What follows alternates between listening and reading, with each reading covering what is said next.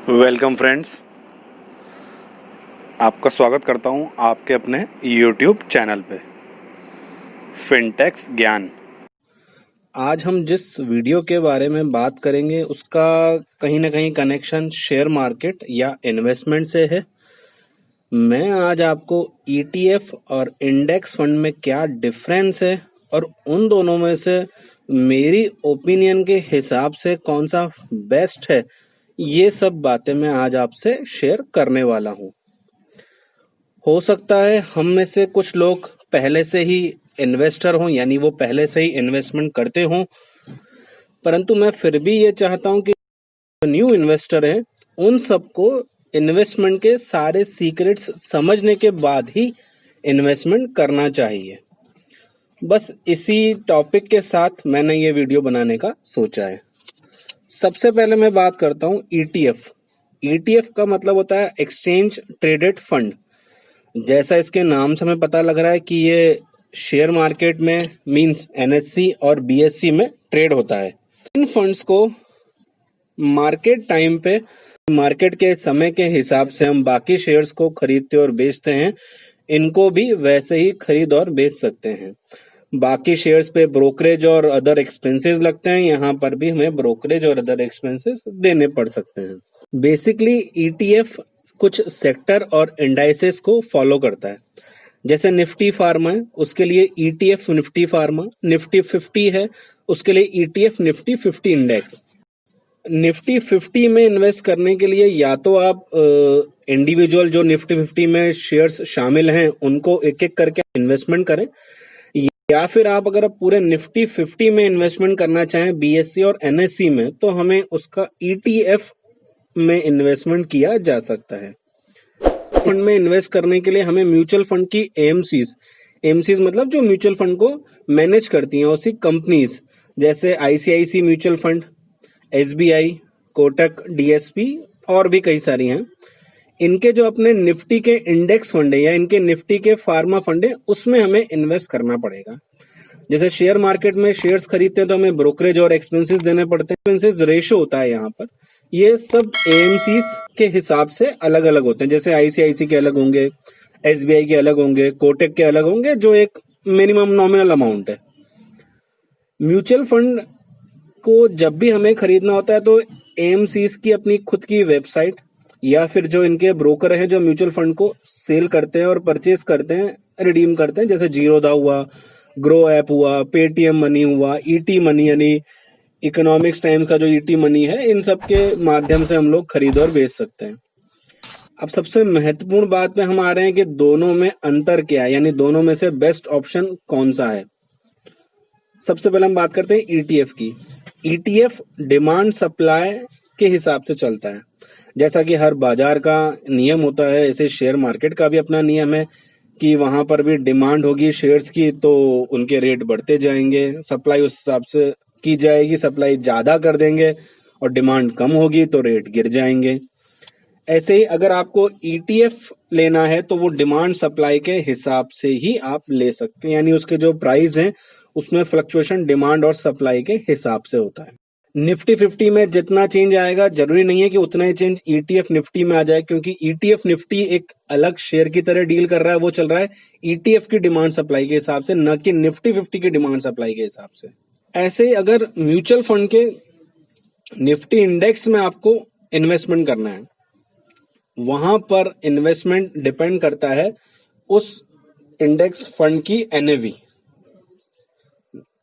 और ये NAV decide कैसे होगी? शेयर मार्केट में जो निफ्टी 50 है उसके शेयर्स के हिसाब से ये NAV डिसाइड होती है, यानी ये मोर और लेस इक्वल टू निफ्टी 50 के आसपास होगा। मींस अगर हम फर्स्ट पॉइंट से एक चीज क्लियर करना चाहें तो अगर ETF देखा जाए तो एक्चुअल रिप्रेजेंटेशन सिर्फ दिखावे के लिए, उसकी प्राइस के हिसाब से कोई लेना देना नहीं है। प्राइस के हिसाब से अगर मोर और लेस इक्वल आप माने तो जो निफ्टी का इंडेक्स फंड है वो निफ्टी 50 के प्राइस के हिसाब से फ्लक्चुएट होगा, यानी मोर और लेस सेम होगा। सपोज करो अगर शेयर मार्केट में निफ्टी 50 पूरा ग्रो किया है 3%, तो हमारा इंडेक्स फंड की जो NAV है मोर और लेस 3% के हिसाब से इंक्रीज हो जाएगी। थोड़ा बहुत ऊपर नीचे इसमें डिफरेंस आपको मिल सकता है। ETF को रियल टाइम बेसिस पर ऑर्डिनरी शेयर्स की तरह ख़रीदा और बेचा जा सकता है, जबकि म्यूचुअल फंड की यूनिट्स को ऑर्डिनरी शेयर की तरह ख़रीदना और बेचना पॉसिबल नहीं है। मीन्स उन्हें रियल टाइम पर ख़रीदा और बेचा नहीं जा सकता।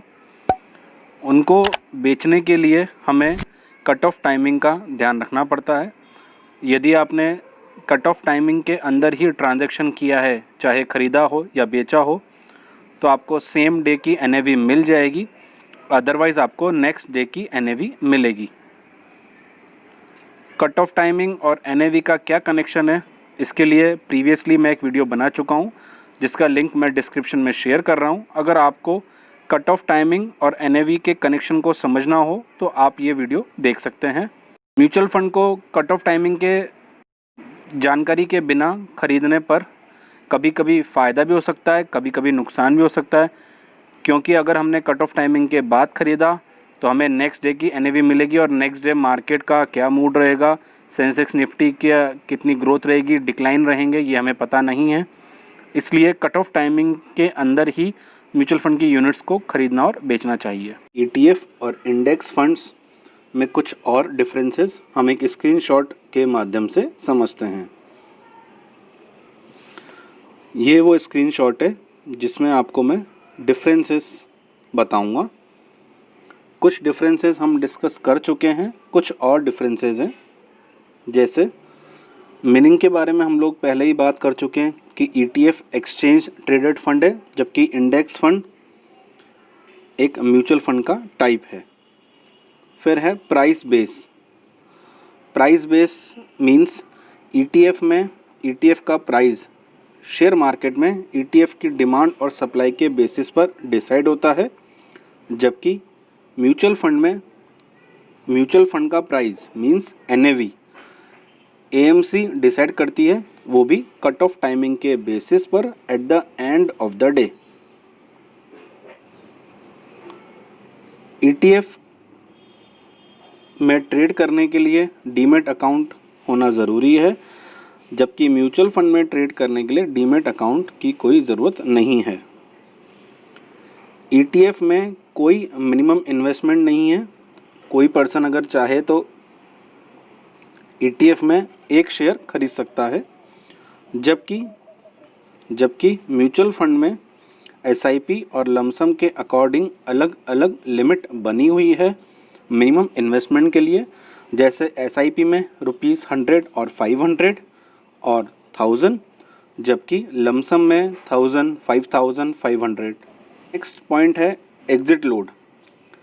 एंट्री लोड तो लगना बंद हो चुका है, जबकि एग्ज़िट लोड अभी भी एप्लीकेबल है, लेकिन सिर्फ म्यूचुअल फंड पे। मींस ETF पे एग्ज़िट लोड एप्लीकेबल नहीं है, जबकि म्यूचुअल फंड पे कुछ केसेस में एग्ज़िट लोड एप्लीकेबल होता है। की बात करें तो निफ्टी और सेंसेक्स की ग्रोथ के अकॉर्डिंग अगर हमें इन्वेस्टमेंट करना है तो बेस्ट ऑप्शन इंडेक्स फंड है, और एज अ स्टॉक या शेयर की तरह अगर हमें इन्वेस्टमेंट करना है या ट्रेडिंग करनी है तो ETF बेस्ट है। अलग अलग सिचुएशन के हिसाब से दोनों के अलग अलग ही फ़ायदे और नुकसान हैं। ETF को शेयर की तरह ट्रेड किया जा सकता है, जबकि इंडेक्स फंड को शेयर की तरह ट्रेड नहीं कर सकते। दोनों में से बेस्ट क्या है ये मैं आप पे छोड़ता हूँ।